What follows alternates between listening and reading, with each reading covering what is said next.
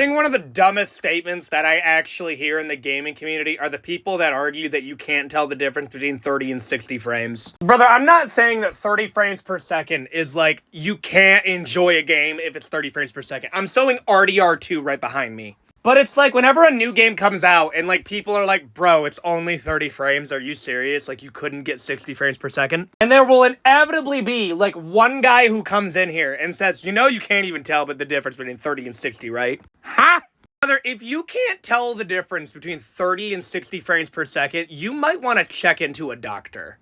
Like, you can't tell the difference? Brother, if you want to make the argument that, like, you can't tell the difference between 60 and 120 frames per second, like, if you want to make that statement, I guess. 30 and 60 frames, you can't tell the difference between those two things. In, like, one of those, it's like, let's think about it like this. Unless it is a part of the game's art style, like South of Midnight, like, had, like, 24 frames per second, like, it's part of that very specific art style, I can't really name a game that, like, it gets hurt by it having more frames.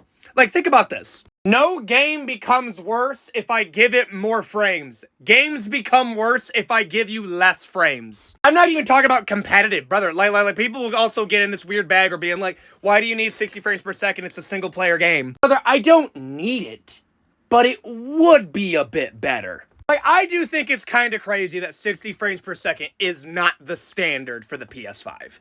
That's kind of crazy to me that that is not the new standard. Meanwhile, PC, they're over here cranking 120 to 240 frames per second. Like, brother, it really is just the PlayStation we're debating where the 30 to 60 frames per second. Everywhere else, it's higher.